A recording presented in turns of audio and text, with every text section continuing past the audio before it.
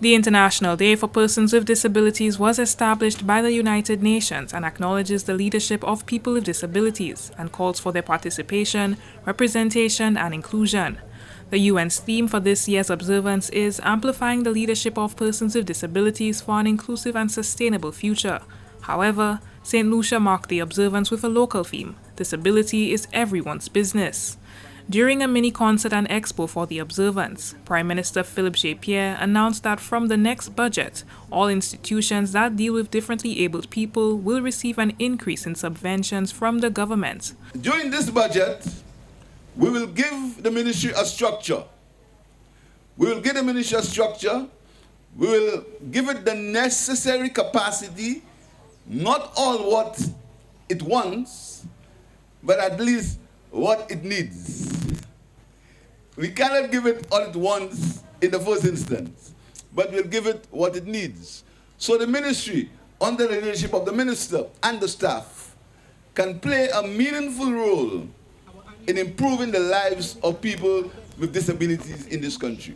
Murphyllis James, president of the National Council of and for Persons with Disabilities, says that the attitude of employers when it comes to persons with disabilities needs to change. He says often, St. Lucians believe persons with disabilities should be kept at home with someone to look after them. We have seen the construction of ramps to enable wheelchair users particularly to move around our city. We have a long way to go because these ramps are not everywhere that they need to be, especially to access public services like our passport offices.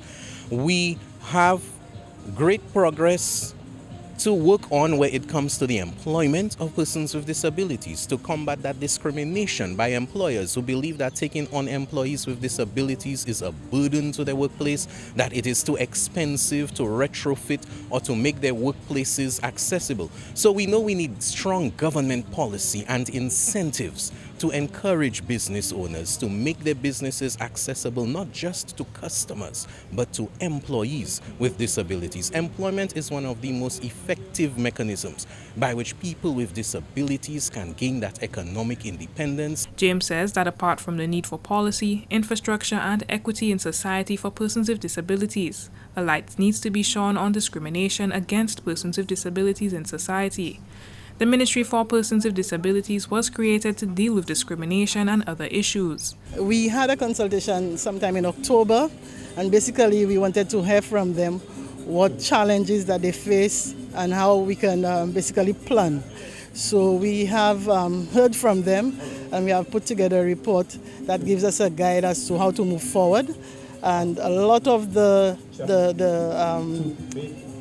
plans or the areas identified basically some of the things that we already knew about. So it just confirmed that, these are the challenges that they face.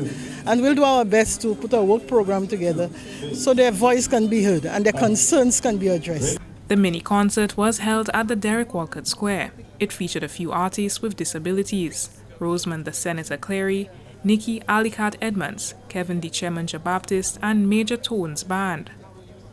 For the DBS News World, Miriam Montoute reporting.